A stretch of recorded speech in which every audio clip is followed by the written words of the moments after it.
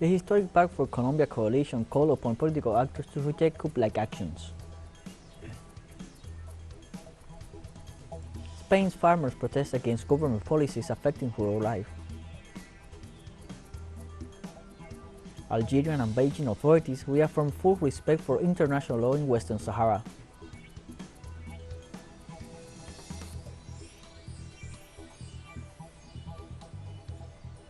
Hello, welcome to From the South. I'm Luis Alberto Matos from the teleSUR studios in Havana, Cuba. We begin with the news, and we begin in Colombia. The Historic Pact coalition called upon Colombian political parties to reject coup-like actions after the recount of the votes. The head of the coalition, Gustavo Petro, stressed the importance of defending democracy and called all political parties to condemn the calls for a coup d'etat made by former President Álvaro Uribe and his Democratic Center coalition, which also insists on disowning and boycotting Petro's victory after his political coalition won last Sunday's legislative elections. In spite of acknowledging numerous errors, the director of the Electoral Observation Mission, Alejandra Barrios Cabrera, said that the entity does not have sufficient elements to point out the existence of fraud.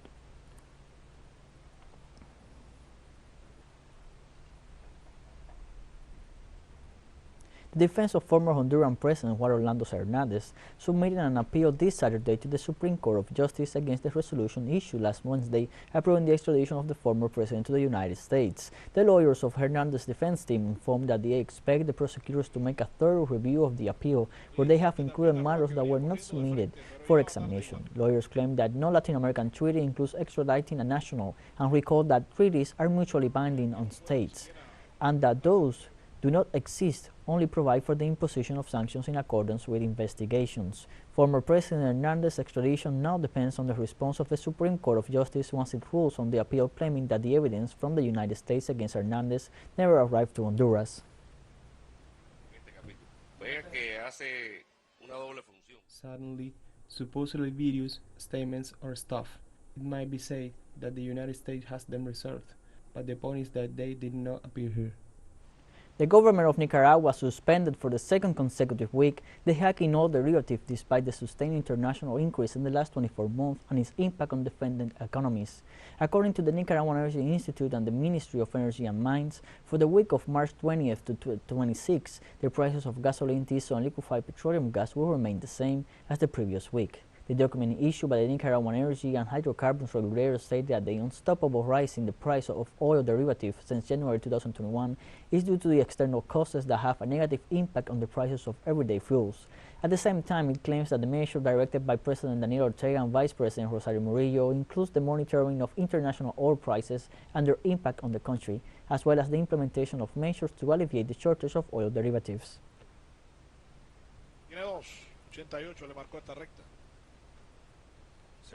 In the State Bulletin, the Argentine Executive Power officialized the first two measures announced by President Alberto Fernández, the creation of the Wheat Stabilization Fund and the modification of the current system of retention on soy-derived products. Combined with the congressional approval of the agreement with the International Monetary Fund, they are part of an anti-inflation measures package.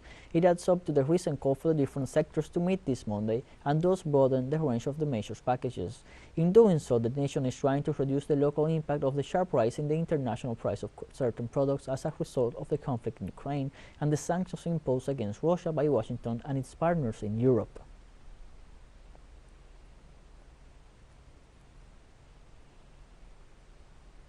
In Ecuador, since March 12th till next April 11th, there's a new increase in the price per gallon of one kind of fuel, adding to the list of countries in the region which have also increased fuel prices.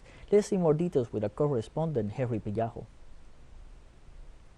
In Ecuador, the value of super gasoline and unsubsidized fuel has spiked above $4 per gallon in some gas stations, while the referential value is $3.98. This is a financial burden on consumers, and they are voicing their concerns about fuel prices and quality. Today we don't have good quality gasoline. It is not fair that oil is more expensive and we're spending more on subsidies. This is a poor quality gasoline. I have always used super gasoline because our extra gasoline is not good. Since 2018, the value of the gallon of super premium gasoline in the country depends on international macro prices and on the cost of an oil barrel, and this latest increase in its price is the highest recorded in recent years. The price of fuels has spiked, and one would expect the quality to improve accordingly. So, we should expect the quality of this fuel to be the same as internationally, but that is not the case. Our super gasoline has 92 octanes, but it has 450 parts per million of sulfur, whereas elsewhere it is 10 parts per million. Because of the poor quality of this fuel, consumption has decreased. In January 2022, consumption was only 4.2% in marginal market because the economic situation in the country forces consumers to focus on price rather than on quality. The increase in fuel prices has been the main reason why the economy has deteriorated. Since Lenin Moreno took office, fuel price increases have been a constant, and although the current government increased the cost of subsidized fuels like extra quality gasoline, diesel, and eco-country, the subsidies remain in place. This fact alone has been hindering the country's economy for the last 3 years. From 2019 to 2020, we have been experiencing a recession, and instead of improving, we see crisis after crisis, and now these oil price hikes. More recently, super gasoline price increased 80% because the price of the West Texas Intermediate is influenced by the situation in Ukraine. Henry Pillajo, teleSUR, Ecuador. We're taking a short break now. Join us again after this.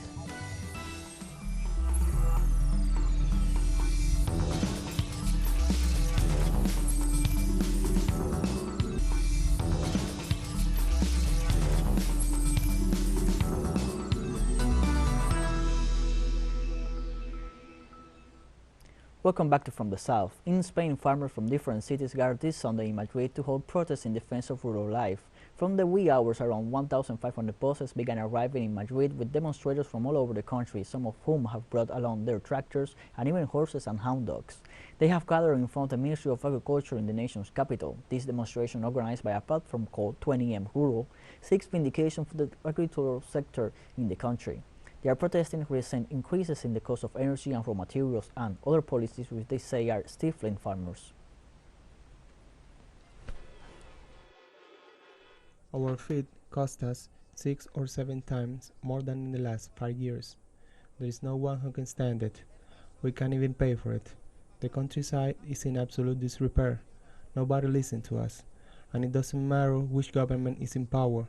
There has been the right wing and it has been a ruin. And now, there are those on the left, and I don't even want to tell about it. The countryside doesn't understand ideology.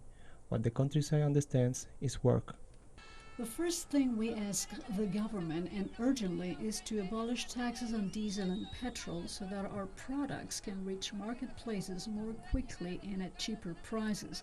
We need more measures to aid the countryside, more flexible regulations, that the government does not neglect our villages and our primary sector and pay attention to us only when a pandemic strikes.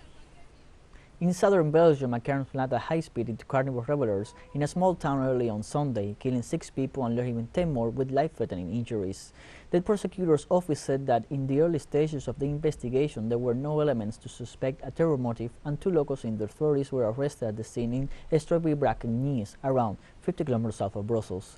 More than 150 people of all ages had gathered around 5 a.m. local time and were participating in the event when the incident occurred. Several dozens also were lightly injured. Local authorities decided to stop the carnival.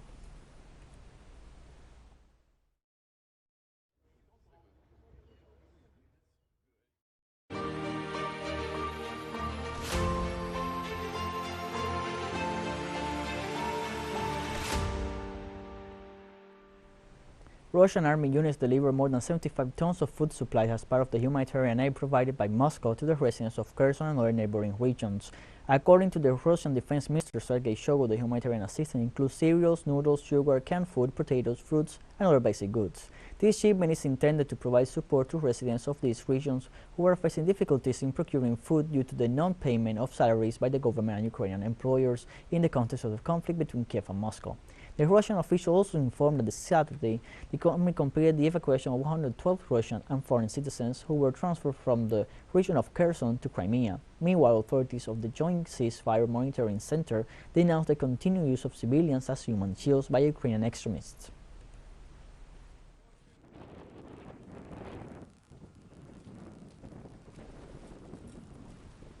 Russian Defense Ministry officials said Sunday they have used hypersonic missiles for the second time to disable military installations in Ukraine. In the framework of the special military operation launched by Moscow more than 3 weeks ago, the Russian authorities announced the use of the Kinjal airborne system in real conditions from the airspace of the Russian region of Crimea. This is the second time in 2 days that the Russian military has used its hypersonic missile system to disable Ukrainian military facilities. According to Defense Ministry spokesman Igor Konashenkov, the Kinzhal and Zircon missiles were used to disable an armor repair plant as well as a major Ukrainian army fuel and lubricant deposit near Konstantinovka.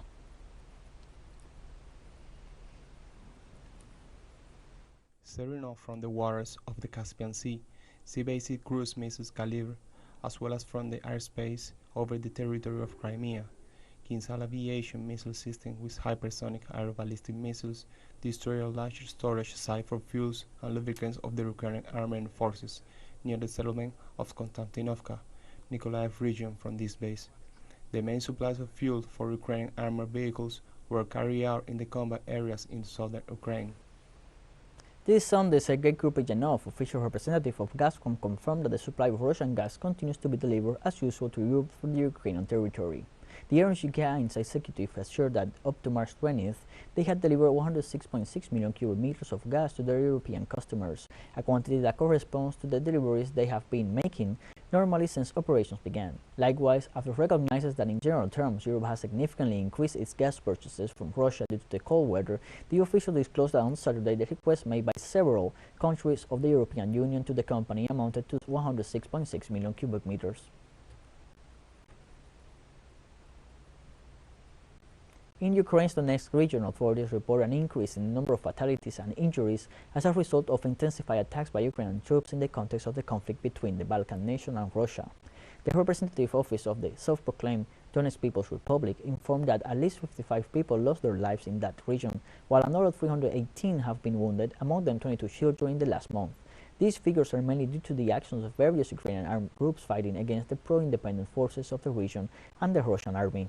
They also point out that 1,399 buildings and 388 civilian facilities have been damaged as a result of the conflicts, including healthcare centers, water, energy, and gas supplies facilities, as well as educational institutions. En Mariupol, una estratégica ciudad portuaria asediada por los rusos, la situación sigue siendo dramática. UK Finance Ministry officials admitted that the economic sanctions imposed by London on Moscow after the Russian military operation in Ukraine will impact the nation's economy. The British Chancellor of the Exchequer, Rishi Sunak, acknowledged that the punitive measures against Russia will have a toll on the British economy, adding that the government will not be able to fully protect the population from the difficult times ahead.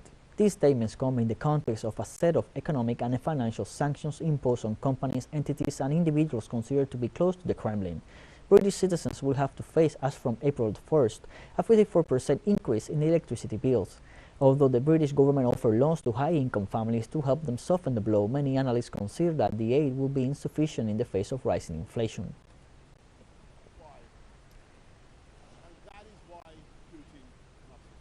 In the Vatican City, the highest authority of the Catholic Church, Pope Francis, called on world leaders to make efforts to put an end to the conflict in Ukraine. During his traditional sermon this Sunday in St. Peter's Square, the Pope reiterated his call for peace and an immediate ceasefire in Ukraine while expressing solidarity and spiritual proximity to the Ukrainian people. His appeals come a day after the visit to the Children's Hospital in Rome, run by the Vatican, where sick children who had arrived from Ukraine in recent weeks are being cared for.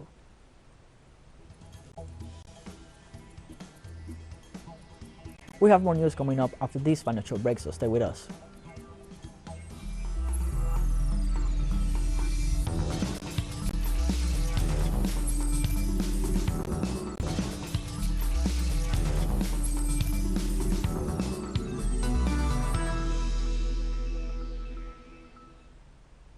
Welcome back from the South. The governments of China and Algeria issued a joint statement reaffirming strict respect for international law in Western Sahara. The Minister of Foreign Affairs of Algeria, Ramtan Lamamra, paid a working and friendship visit to the People's Republic of China, where he held a meeting with his Chinese counterpart Wang Yi. At the meeting, both sides exchanged views on their relations as well as on regional and international issues of common interest. The situation in Western Sahara was among the issues discussed by the diplomats, who agree both countries will join efforts to reach a just and lasting solution within the framework of international law, mainly those relevant resolutions of the United Nations Security Council.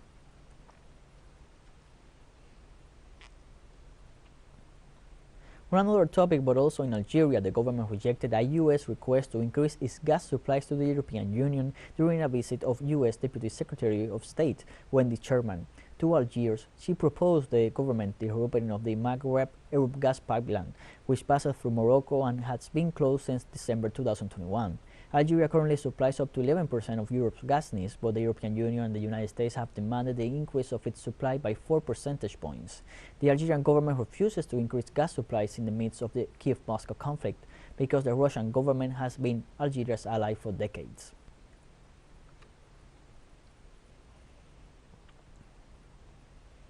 In the Democratic Republic of the Congo, an attack by militants of the Codeco rebel group in the northeastern Ituri province left at least 14 dead.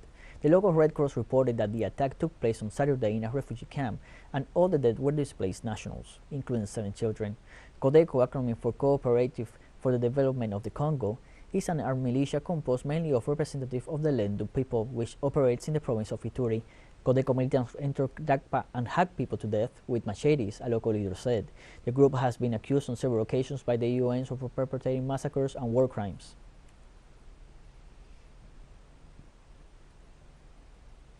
In the Pakistani city of Sialkot, in the north of the country, a chain of explosions occurred near the province of Punjab. According to local media, the accident occurred in a military garrison, and so far there are no reports of any injured or dead. In a preliminary report, authorities indicate that the cause of the explosions might have been a short circuit which led to a fire that, in turn, caused the explosion, since in that military warehouse, ammunition and flammable materials are stored. The swift intervention of firefighters and security forces in the area prevented human casualties and serious material damage.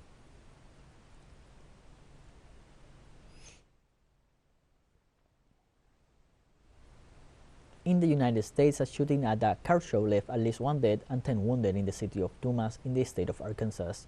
This is the second registered firearms attack in the country in less than 24 hours.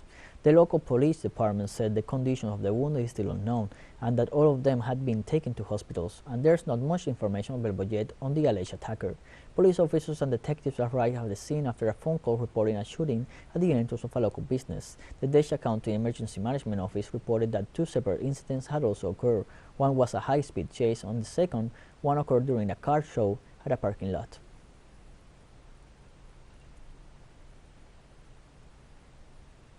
We stay in the U.S. The nation's Coast Guard rescued 189 people 20 miles off the coast of Haiti on Saturday.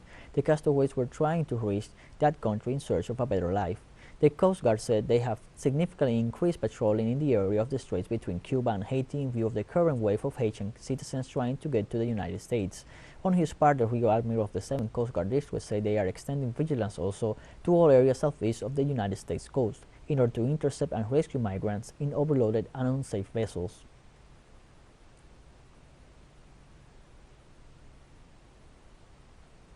Venezuelan athlete Yulimar Rojas broke her own record and won the gold medal on last day of competition at the World Track and Field Championship in Belgrade, Serbia. The Venezuelan became the first 3-time world champion with a jump of 15.74 meters, thus improving her own record of 15.43 from 2 years ago in Madrid, Spain. With this victory, Yulimar Rojas became the first woman to win 3 triple jump competitions in a row in the history of indoor track and field.